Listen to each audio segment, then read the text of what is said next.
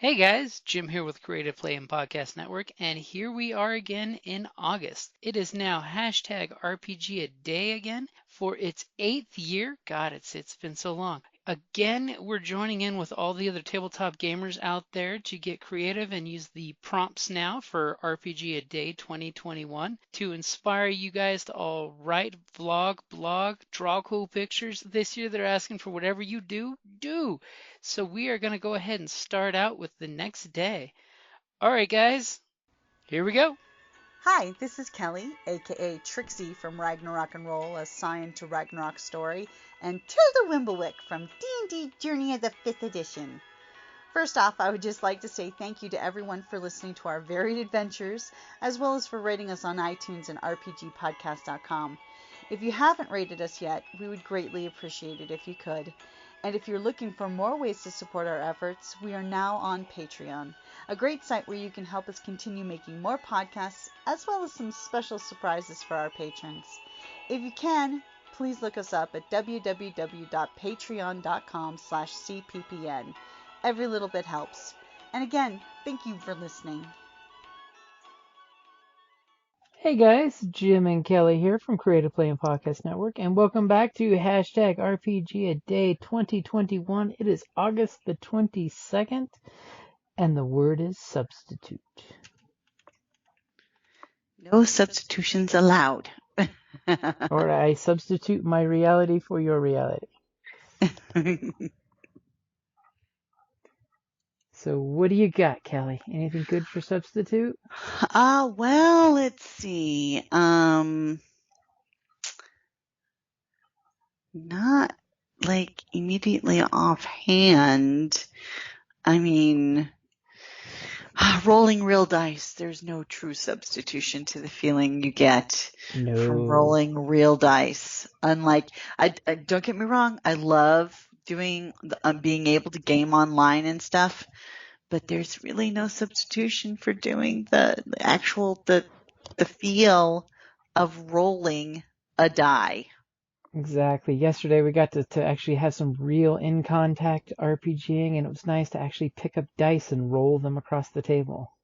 Mm-hmm. There is no substitute for that. It's been a while, and it was so nice to actually, do it. It was really cool. Actually seeing face-to-face contact as opposed to the occasional Skype video or just voices. Mm-hmm. No substitute for in-person gaming. Yep. Agreed. So for substitute, I will throw out their rule substitutions.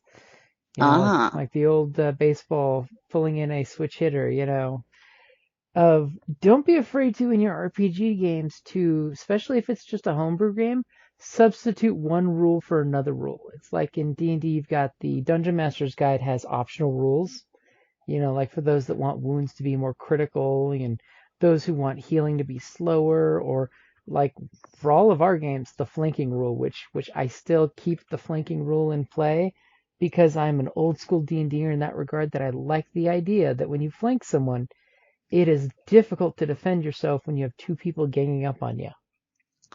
That's true. And it is good to talk with your group, see what works better for you guys, and substitute rules when necessary. Because remember, all the rules are really just a guideline. It's just for uniformity, consistency, and a guideline for play, from the mechanics point of view. It's more of a guideline, really. More of a guideline. So says Captain Barbosa. And don't be afraid to supplement something else for it. Or if you want to try for a one-shot game, to try doing something differently, like, just in case, you haven't tried a different game and you tried something and you realize this rule works really good. I'd love to use this rule for this. Well, this works really good for this game and I'd like to use it in our game. That's totally a thing you should do. Yep. So many games have, they don't have a codified, this is what you do in this, unless it's Pathfinder or Pathfinder 2nd Edition situation. Sometimes you just have to pull a rule out of your ass and say, we're just going to roll a die and see if it's even or odds. Sometimes, that substituting a quick rule like that works, and if it doesn't, don't try something different next time. But I think that it would be important that people agree. It's not just handed down from on high. I mean, you do call the shots as the the GM, the game master, but it's always nice when people are involved. There's no substitution for good communication. Mm-hmm. As it goes back to one of those rule ones. Is I always like throwing out there with players when they're just like, this rule is bullshit. I'm like, okay, so what do you suggest? And when you give me what you suggest, now you do realize it goes both ways for both players and NPCs. So if, as I've joked with many, in many games, that if you consider a rule too OP to let your players use it, why aren't you using it as a GM? And you can totally, as a GM, use it once or twice to remind them, yes, it's OP, and if you keep using it, I'm going to use it right back at you. Mm-hmm. Because there are some games where, you have to throw in a little supplemental rule, like even in Genesis, when it comes to using the destiny points or the fate points, or the, story points, is depending on which game system you're in. Of some games, players don't like that both GM and player can upgrade the difficulties by using destiny points. Yeah. So like in those groups, I'm just totally cool with, okay, we're going to be consistent. So it's once we make the call, we're making the call. But is it both the GM and the player can flip a point, which just makes everything cooler and more difficult and more risky? Or do we just let one flip per roll, which is kind of my preferred one? But both of them can cause really exciting things to happen, which can be good. But it's just be commutative with your group and stay consistent with it. Yeah. And definitely when it comes to substituting rules, try to keep as consistent as you can with it. Because that's pretty much you'll lose game, consistency if you get willy-nilly with rules. True. That's why we have rule books to start with. However, for supplement, I will totally throw out there, remember old setting books used to be called game supplements. That's So true. I'll throw that one out there as supplement too. But you mean substitute. The word of the day is substitute. Substitute, yes. Why was I thinking? You substituted the word supplement in place of substitute. I totally did. I went back a whole week. Wow. Yes. I don't know why I went there, but all of a sudden I went there. Probably because I was looking at my GM's supplement for City of Mist that's sitting here as the cat was trying to knock it over.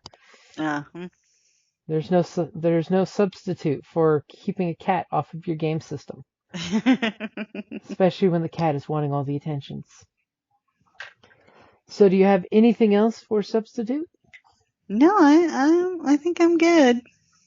Okay, and I will throw it out there: a substitute GM is sometimes a good thing. That if your Spice things up. If your GM can't play or is just not feeling it, having a substitute go in there and pitch hit for him, that can be a good thing. Cool. Alrighty, guys, so we will wrap it up and be back with August the 23, Memory. Memory. Now you gotta keep singing the song. Well, which one? I could give the cats or memories, misty watercolor memories of the way we were. Alrighty, guys, thank you for listening, and we'll see you tomorrow.